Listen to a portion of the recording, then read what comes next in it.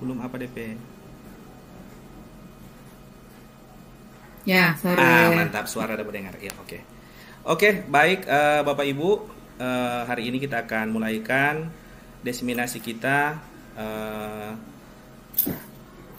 dengan judul Budaya Positif, dan rangkaian acara ini akan saya serahkan kepada Ibu Moderator, Ibu Virginia Helena Saneba, Ibu Doktor Virginia Saneba, MPD.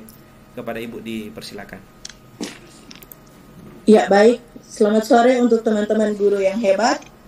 Baiklah, pada sore hari ini kita akan memulaikan diseminasi budaya positif yang akan dibawakan oleh teman kita, calon guru penggerak Angkatan 10, Bapak Markus Mamangkei, Sarjana Teknik Magister Komputer. Dan telah hadir bersama kita pada sore hari ini ada Ibu Kepala Sekolah SMK Negeri 3 Manado, Ibu Sylvia Ransulangi SPD MM, yang akan juga menjadi salah satu pembicara kita pada kegiatan kita pada sore hari ini. Baiklah, izinkan saya membacakan susunan acara kita pada kegiatan kita pada sore hari ini. Yang pertama akan dibuka doa yang akan dibawakan oleh Ibu Monlin Samau, Sarjana Hukum. Dan yang kedua, kita akan mendengarkan materi yang akan dibawakan oleh Ibu Kepala Sekolah SMK Negeri 3 Manado, Ibu Sylvia Ransulangi SPD MM.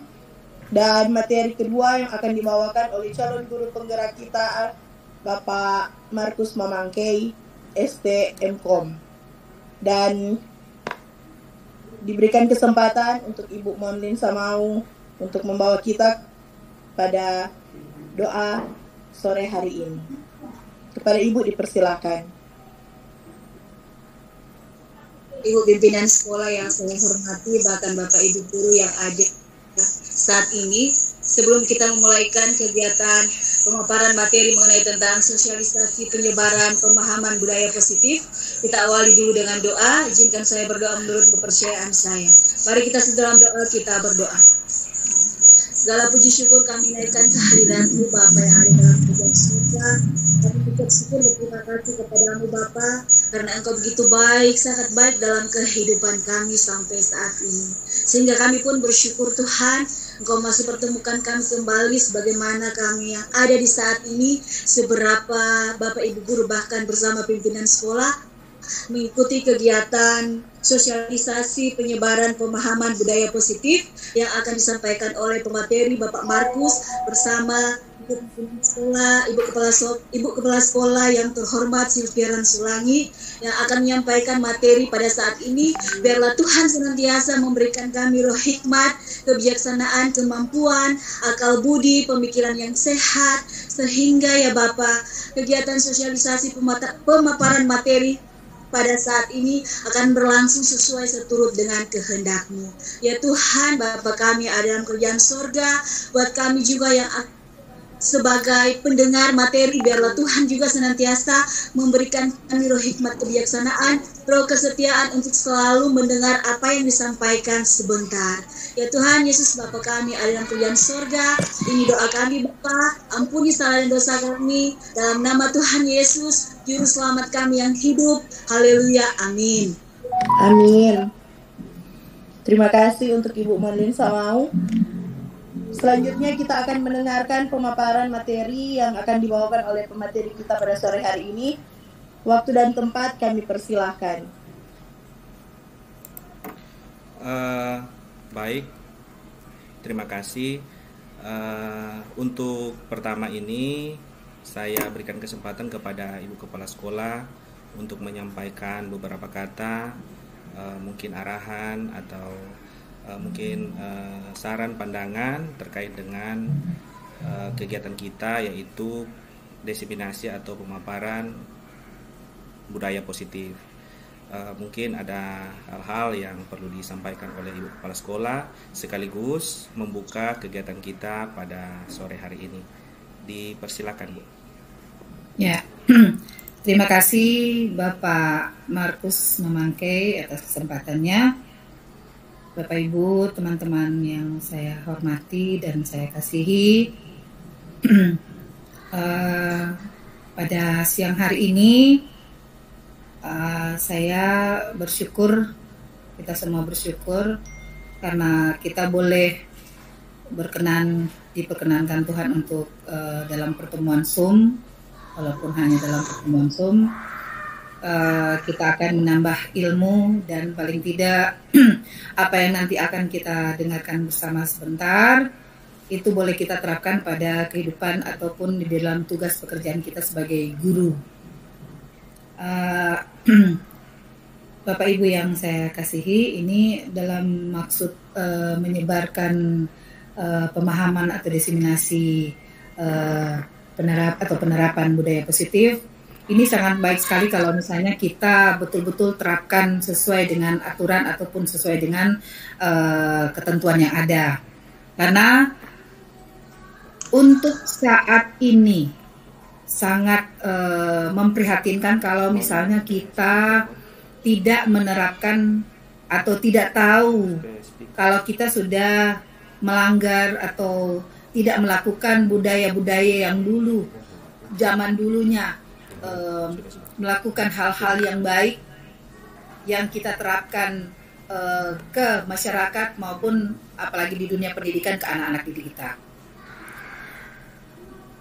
Teman-teman, saat ini memang sangat diperlukan kita mengetahui atau menerapkan kebiasaan-kebiasaan yang baik, yang positif. Karena ini akan mempengaruhi juga masa depan bangsa, masa depan tugas pekerjaan kita.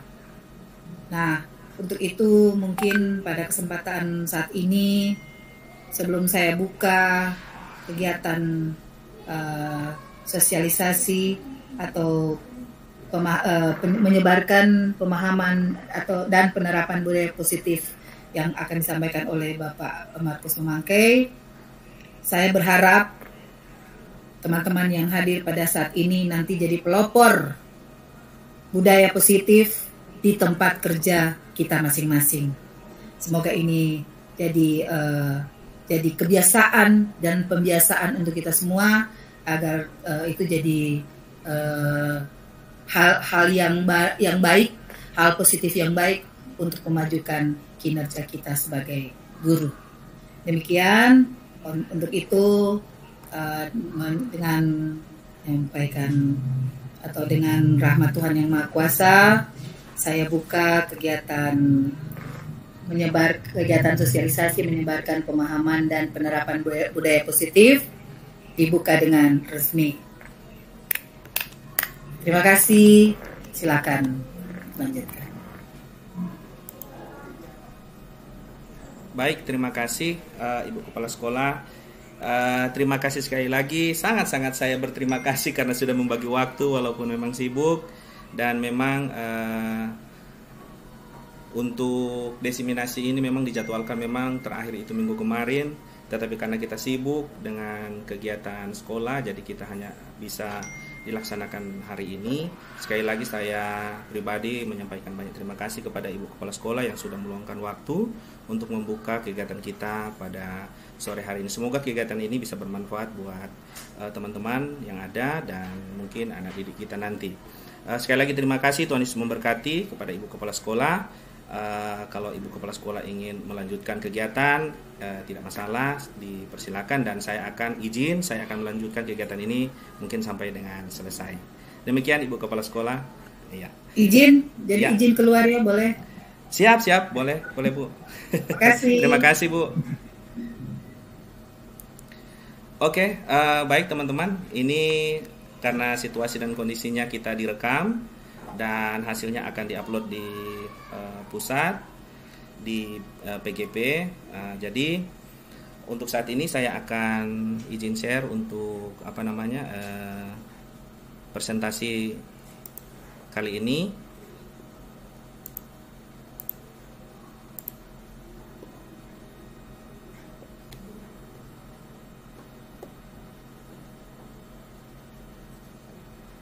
Mohon maaf, ini sudah bisa kelihatan? Bapak Ibu? Bisa ya? Oke.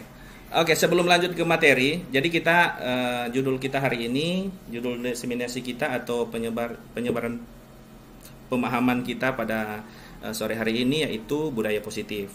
Nah, budaya positif ini diwajibkan untuk disampaikan oleh seluruh calon guru penggerak angkatan 10 tahun 2024 untuk didiseminasikan kepada teman-teman sejawat di sekolah. Nah, sebelum kita masuk ke materi, ini ada kita ice breaking dulu tapi berhadiah. Saya kasih pulsa 20.000 ketika ada yang bisa menjawab lebih banyak. Jadi kan ada 3 pertanyaan. Siapa yang bisa jawab, yang misalnya 3 dia bisa jawab, ada hadiah pulsa.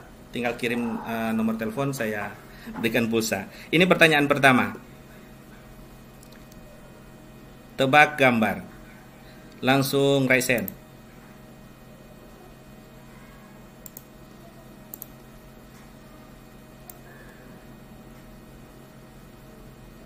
Ada? Gajah.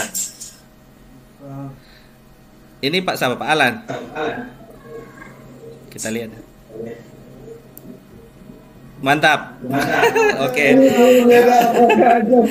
Sisa 2 pertanyaan.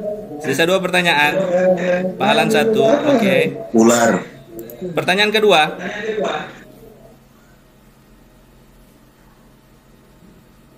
Harimau. Nggak tahu no. Oke. Syukur nih. Oke. Ya, pertanyaan terakhir.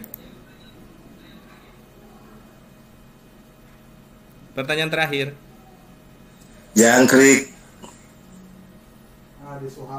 Toralia. Oke. Oke. Jadi Bapak Alan nanti Siap. iya, nomor telepon ya.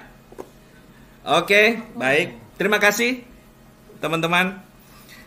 Kita masuk pada materi. Nah, apa itu budaya positif?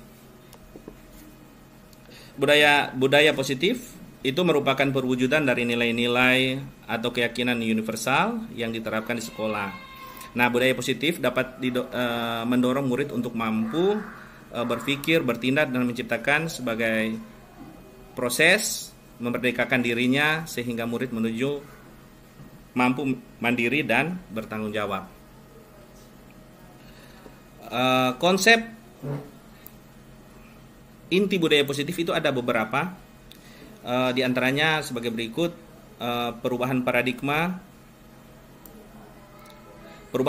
belajar, kemudian disiplin positif, kemudian ada nilai-nilai kebajikan, ada kebutuhan dasar manusia, kemudian motivasi perilaku manusia, kemudian ada posisi kontrol guru, keyakinan kelas, dan segitiga restitusi. Nah, kita akan bahas beberapa dari konsep inti budaya positif. Kemudian pembelajaran dengan paradigma baru. Pembelajaran dengan paradigma baru itu merupakan pembelajaran yang dirancang berdasarkan prinsip berdiferensiasi, sehingga para peserta didik belajar sesuai dengan kebutuhannya. Nah, dan berdasarkan tahap perkembangan sesuai dengan teori psikologi modern. Jadi ternyata kita itu sudah sudah dituntun untuk belajar sesuai dengan teori psikologi modern. Dan saya juga merasakan bahwa pembelajaran kita pada program CGP ini berkaitan erat dengan teori psikologi modern. Nah, kemudian untuk mewujudkan profil pelajar Pancasila.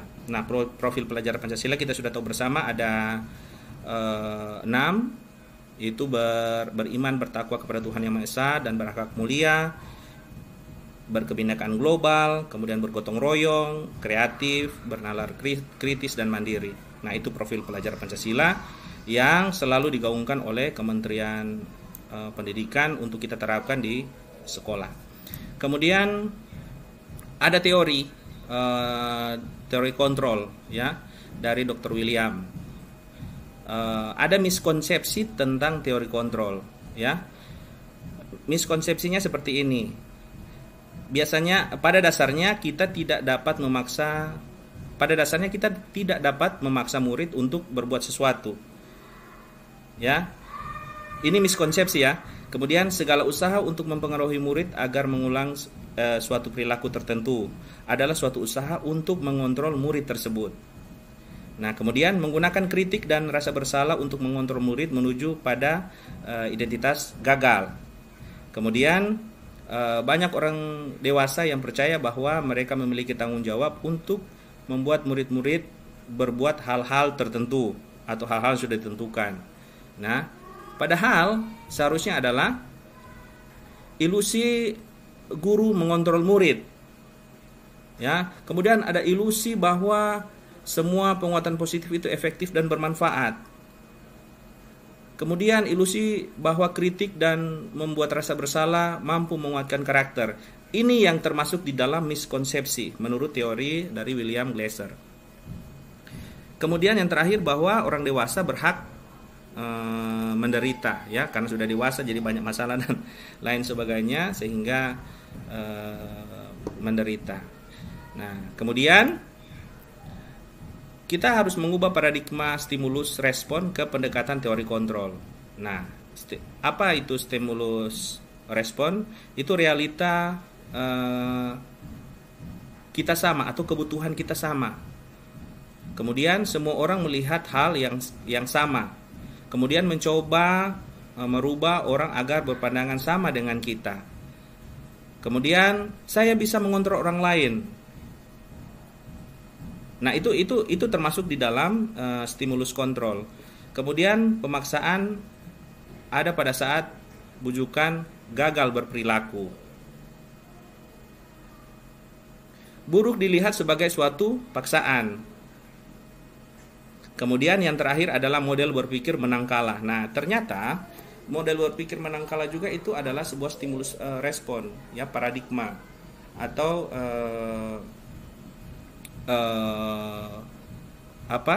masuk di dalam pendekatan teori kontrol. Nah, sekarang masuk teori apa itu teori kontrol itu sendiri. Teori kontrol itu realita kita berada pada semua orang melihat hal yang sama atau bisa melihat hal yang sama. Kemudian kita mencoba memahami pandangan orang lain tentang dunia. Hanya Anda yang bisa mengontrol diri Anda. Ini sebenarnya yang apa namanya tadi? Ini sebenarnya yang ditekankan atau yang diajarkan atau yang ditekankan oleh kementerian lewat teori teori kontrol. Kita hanya berpikir bahwa kita tidak bisa mengontrol orang lain, padahal sebenarnya bisa. Kemudian kolaborasi dan konsensus menciptakan pilihan-pilihan. Baru perilaku buruk dilihat sebagai suatu paksaan.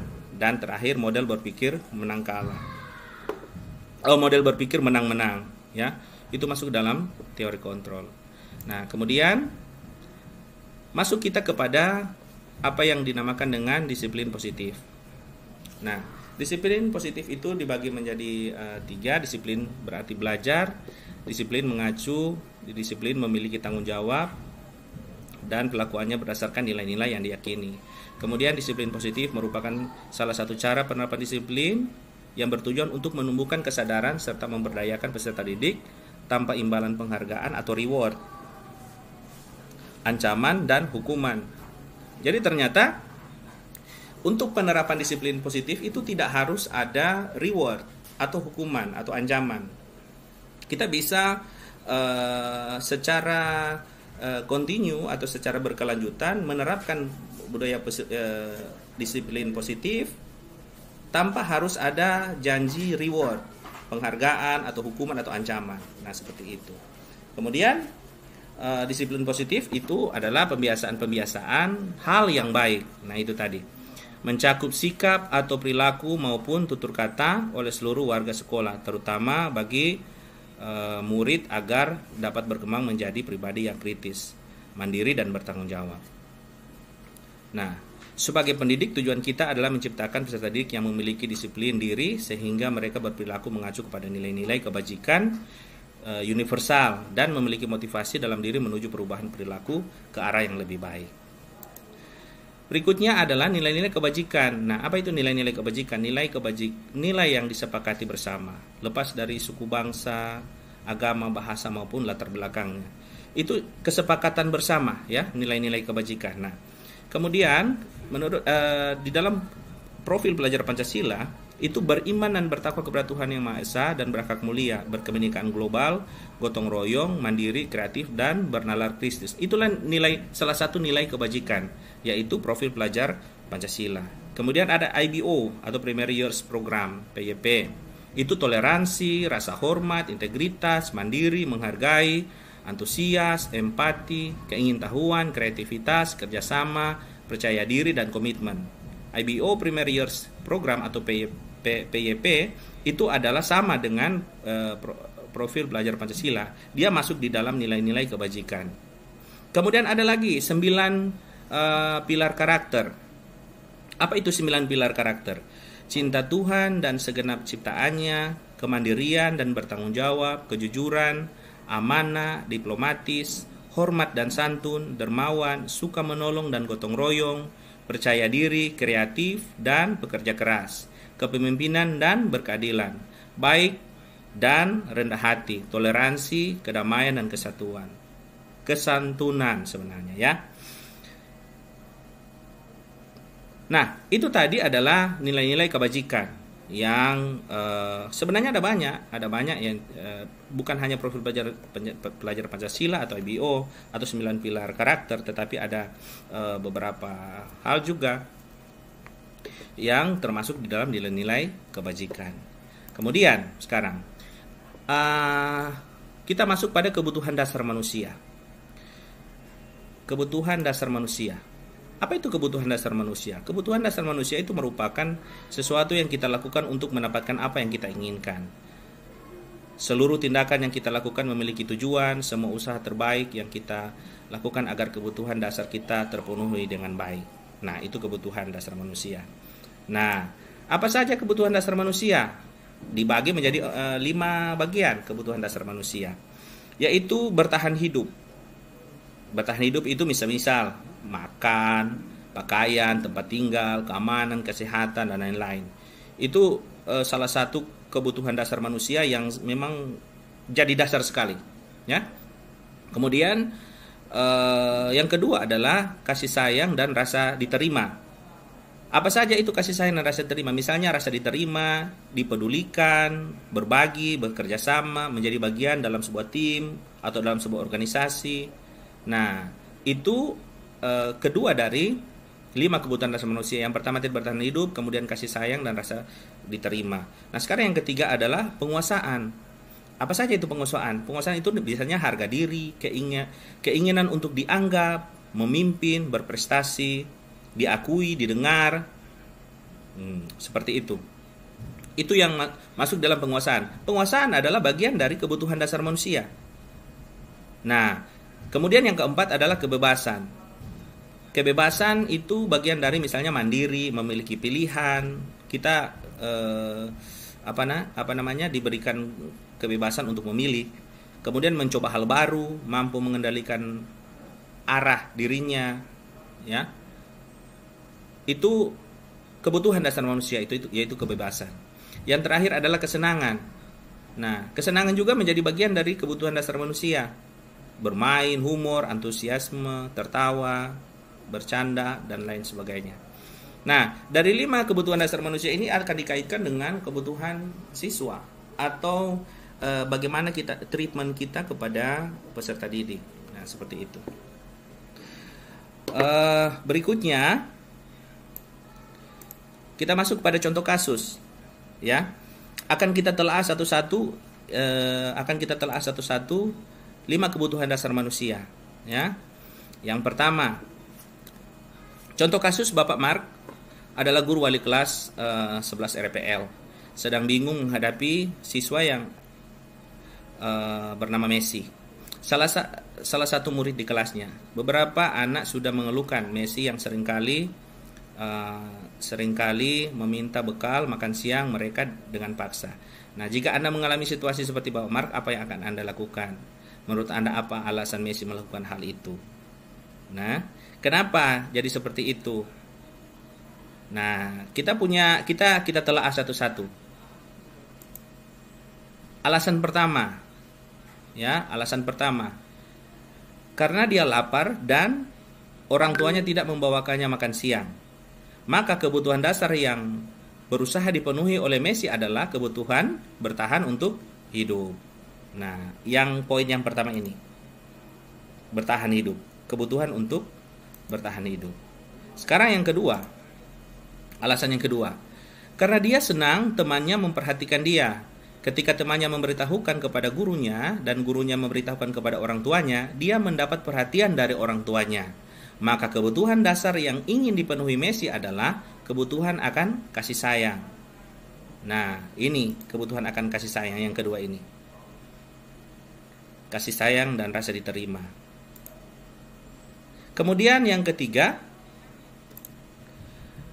agar temannya jadi takut dengan dia dan menuruti keinginannya. Maka sebetulnya Messi sedang memenuhi kebutuhan penguasaan. Ingin berkuasa atau menguasai. Karena ingin berkuasa atau menguasai atau memimpin itu bagian dari kebutuhan dasar hidup. Ya.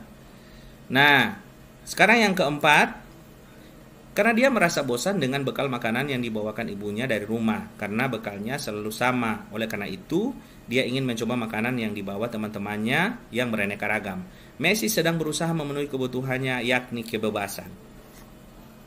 Jadi kebebasan adalah bagian dari 5 dasar kebutuhan hidup. Kemudian yang kelima, yang terakhir, karena melakukannya dengan iseng saja dan ia menikmati ekspresi teman-temannya yang kesal, karena diambil makanannya dan ekspresi teman-temannya kelihatan lucu, Messi sedang berusaha memenuhi kebutuhan akan kesenangan. Yang poin yang terakhir yang ini. Ya. Nah, sekarang kita masuk pada motivasi perilaku manusia. Ada dua dibagi, motivasi perilaku manusia dibagi menjadi dua, yaitu motivasi ekstrinsik dan motivasi intrinsik. Motivasi ekstrinsik untuk menghindari ketidaknyamanan dan hukuman. Kemudian untuk mendapatkan imbalan penghargaan dari orang lain, itu motivasi ekstrinsik. Sedangkan motivasi intrinsik untuk menjadi orang yang mereka inginkan dan menghargai diri sendiri dengan nilai-nilai yang mereka percaya. Nah, kadang-kadang anak-anak kan begitu. Masuk di mana motivasi mereka? Apakah motivasi ekstrinsik atau motivasi intrinsik? Berikutnya ada 3 bagian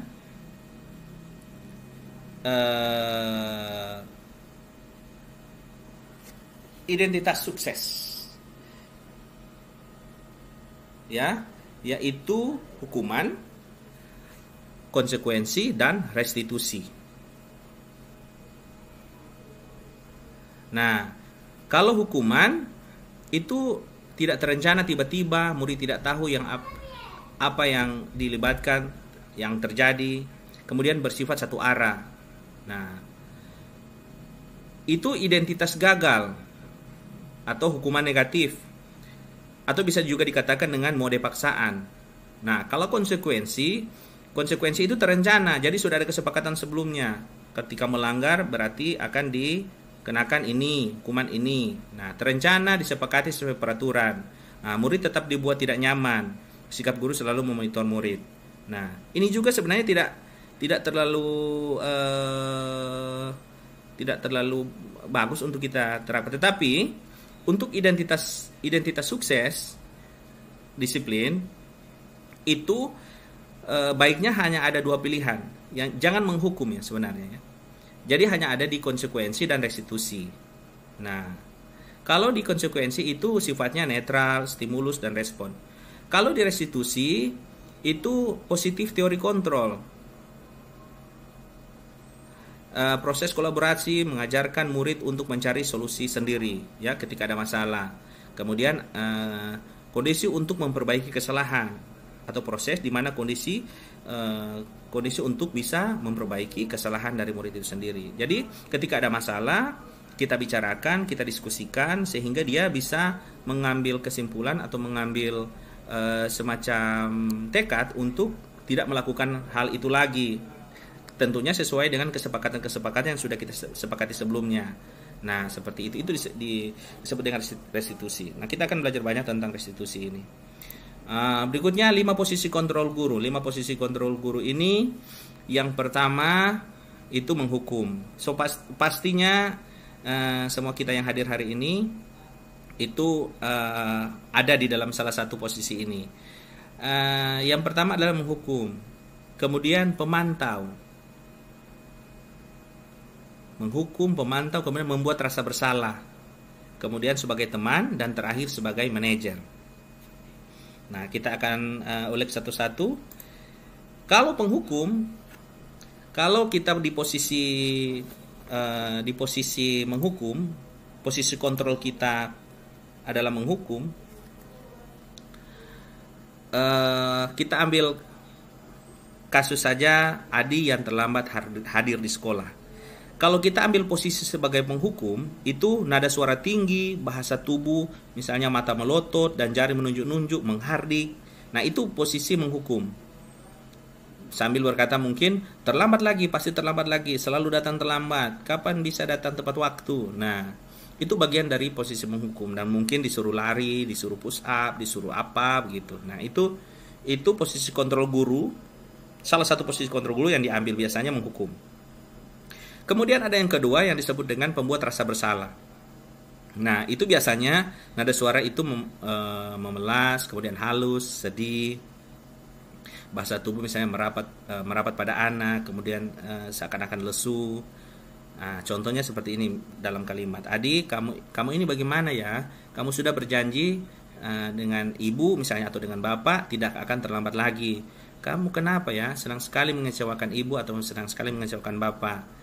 Ibu atau bapak benar-benar kecewa sekali kepada kamu. Nah, itu posisi kontrol yang diambil mungkin dari kita salah satu guru untuk membuat rasa bersalah. Nah, kemudian kalau posisi kontrol kita ambil sebagai teman, ini biasanya seperti ini. Itu nada suaranya ramah, kemudian akrab. Kan ada seperti itu. Ada murid-murid yang sepertinya sudah dekat dengan kita. Ketika kita mau menasihati, itu biasanya suara kita ramah, akrab, biasanya sambil bercanda, bahasa tubuh misalnya merapat pada murid, mata dan senyum, jenaka, dan biasanya kalimatnya, Adi, ayolah, bagaimana sih kamu? Kemarin kamu sudah janji ke ibu atau ke bapak, bukan? Kenapa terlambat lagi? Sambil tertawa ringan. Nah, ya sudah, tidak apa-apa, duduk sana. Nanti ibu atau bapak guru bantu kamu ini, sambil senyum-senyum. Nah, itu kan kita treatment anak-anak itu merupakan sebagai seorang teman, ya, sahabat. Padahal posisinya kita sebagai guru. Nah, seperti itu. Kemudian ada pemantau. Posisi kontrol yang keempat adalah pemantau. Nah, pemantau itu biasanya nada suara datar, bahasa tubuh yang formal. Kemudian, Adi, tahukah kamu jam berapa kita memulai? Tahu, Pak. Kamu terlambat 15 menit. Apakah kamu sudah mengetahui konsekuensi apa yang harus dilakukan bila terlambat? Paham, Pak. Saya harus tinggal kelas pada jam istirahat. Nanti akan mengerjakan tugas ketinggalan saya. Ya benar, nanti. Nah, seperti itu. Nanti kamu pada saat jam istirahat, kamu harus tinggal di kelas untuk menyelesaikan tugas yang tertinggal tadi. Nah, itu masuk pada kategori posisi kontrol pemantau. Ya. Nah, sekarang yang terakhir, manajer. Kalau manajer itu seperti ini, nada suara itu tulus, bahasa tubuh tidak kaku, kemudian mendekat ke murid. Dan biasanya percakapannya seperti ini. Adi, apakah kamu mengetahui jam berapa sekolah dimulai? Biasanya Adi menjawab, tahu Pak, jam 7. Guru, ya, jadi kamu terlambat. Kira-kira bagaimana kamu akan memperbaiki masalah ini? Jadi ada dialog antara murid dan siswa itu. Adik saya bisa menanyakan teman saya Pak untuk mengejar tugas yang tertinggal. Nah, baik. Itu bisa dilakukan. Apakah besok akan ada masalah untuk kamu agar bisa hadir tepat waktu ke sekolah? Adi, tidak Pak, saya bisa hadir tepat waktu. Baik, saya hargai usahamu untuk memperbaiki ini. Nah, itu adalah bagian atau contoh dari posisi kontrol guru kepada siswa. Kita mereview keadaan kita saat ini, kita ada di posisi kontrol yang seperti apa? Apakah posisi kontrol guru menghukum, atau teman, atau pemantau, atau manajer? Nah, jadi sebenarnya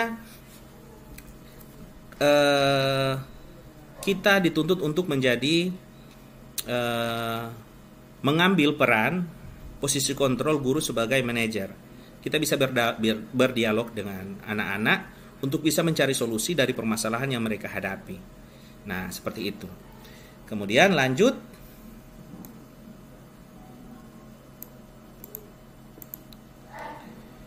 Keyakinan kelas. Apa perbedaan antara keyakinan kelas dan peraturan kelas? Nah, kalau keyakinan kelas itu merupakan kesepakatan kelas yang diyakini bersama guru dan murid dengan harapan dapat meningkatkan kedisiplinan murid.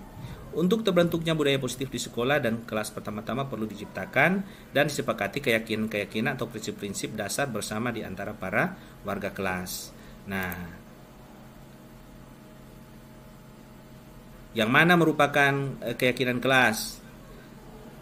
Tepat waktu, berdoa, kemudian apalagi ini, empati dengan yang lain,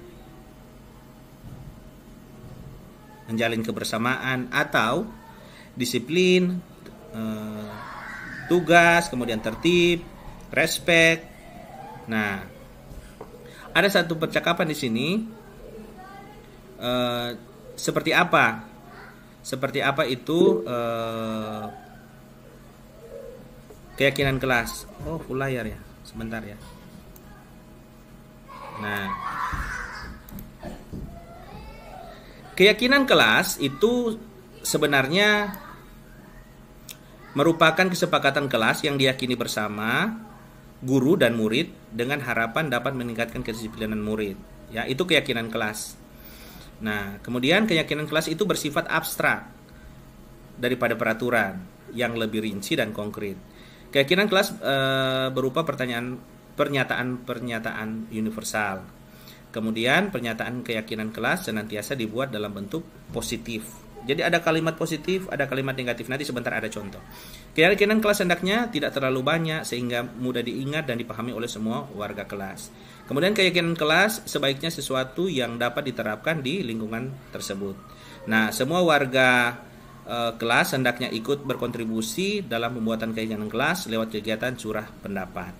Artinya, untuk menyepakati keyakinan kelas itu harus terlibat guru, murid untuk disepakati bersama supaya ketika sudah ada keyakinan kelas, ketika ke depan ada permasalahan, misalnya anak terlambat, anak tidak buat tugas, sudah ada keyakinan kelas sebelumnya, tinggal kita arahkan lagi atau kita ingatkan lagi keyakinan kelas yang sudah kita buat sebelumnya dengan peserta didik.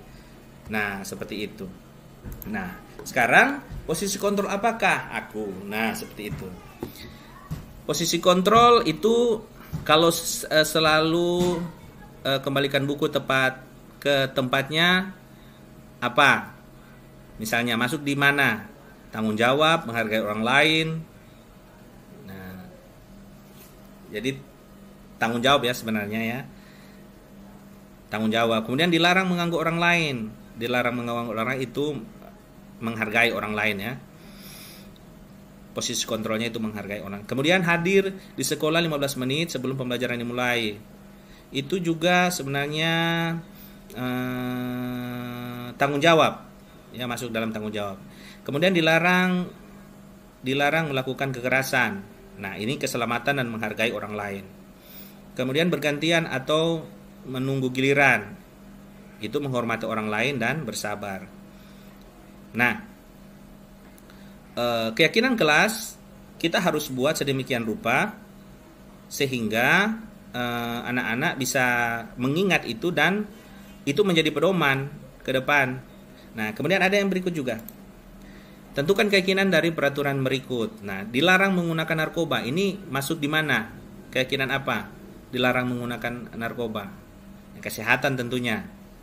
Kemudian dilarang merokok. Itu masuk juga di kesehatan. Keyakinan kita bersama. Jadi kalau misalnya kita menggunakan narkoba, berarti itu kita akan sakit, tidak sehat. Begitu juga merokok misalnya. Kemudian gunakan masker. Apa gunanya kita menggunakan masker? Nah, keyakinan ini menggunakan masker agar supaya apa? Menjaga kesehatan dan keselamatan, supaya tidak terjangkit virus dan lain-lain. Nah, berjalan di kelas dan di koridor. Itu masuk di mana? Keyakinannya masuk dalam keselamatan dan keamanan. Nah, berikutnya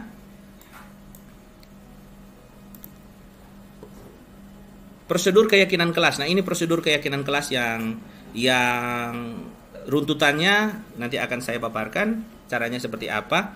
Yang pertama adalah mempersilakan warga sekolah atau murid-murid di sekolah atau kelas untuk mencurahkan pendapat tentang peraturan yang akan kita sepakati di sekolah atau di kelas. Kemudian apa? Kemudian mencatat semua masukan-masukan para murid sekolah di papan tulis atau di kertas besar, kertas ukuran misalnya poster, di mana semua anggota kelas warga sekolah bisa melihat hasil curah pendapat yang sudah disampaikan oleh warga sekolah atau murid-murid tadi. Nah, setelah itu susunlah keyakinan kelas sesuai dengan prosedur bersama. Misalnya pembentukan keyakinan sekolah atau keyakinan kelas. Gantilah kalimat-kalimat dalam bentuk negatif menjadi bentuk positif. Contoh. Ini contoh kalimat negatif. Jangan berlari di kelas atau koridor. Ini masuk dalam kalimat negatif. Nah, kalau misalnya ada siswa yang semacam membuat kesepakatan kelas, keyakinan kelas seperti ini kalimatnya, ini kan kalimat negatif. Jadi kita rubah menjadi kalimat positif. Apa itu? Berjalanlah di kelas atau di koridor. Nah, seperti itu. Kita buat menjadi kalimat positif. Nah, setelah itu tinjau kembali daftar curah pendapat yang sudah dicatat. Nah, selanjutnya setelah tinjau ulang keyakinan kelas sekolah atau kelas secara bersama-sama, seharusnya setelah beberapa peraturan telah disatukan menjadi beberapa keyakinan, maka jumlah butir pernyataan meyakinkan akan berkurang. Sebaiknya keyakinan sekolah atau kelas tidak terlalu banyak, bisa berkisar antara 3 sampai 7 prinsip atau keyakinan.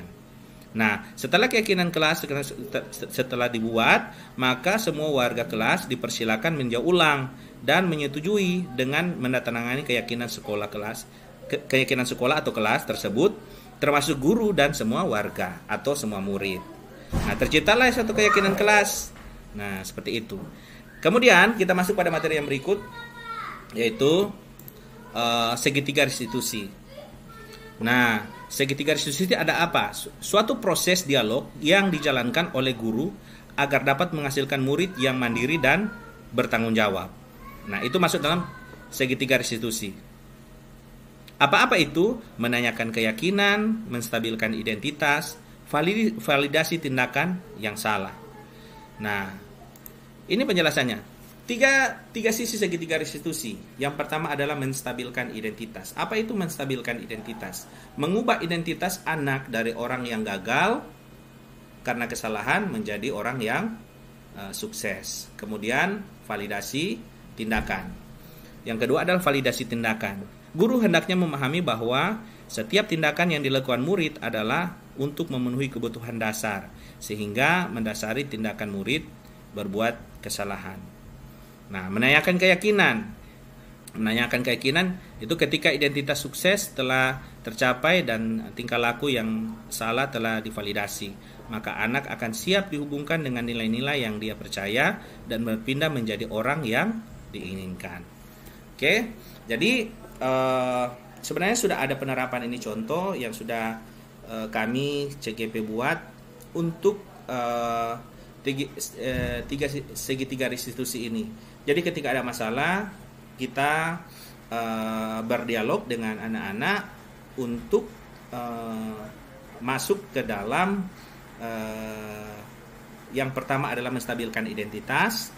Kita menanyakan dulu apa yang permasalahannya apa, kenapa berbuat demikian. Nah, kemudian validasi tindakan yang salah. Kita menyatakan bahwa oh ternyata ini salah, harusnya kita seperti ini. Kemudian mengingatkan kembali terkait dengan kesepakatan kelas atau tindakan kelas yang sudah disepakati bersama, dan menanyakan keyakinan ya untuk memperbaharui perilaku yang salah yang sudah dilakukan oleh murid, sehingga dia lebih percaya diri lagi, lebih pede lagi untuk kembali ke lingkungannya. Nah, seperti itu. Oke, kita sudah tiba pada slide yang terakhir, slide penutup, dan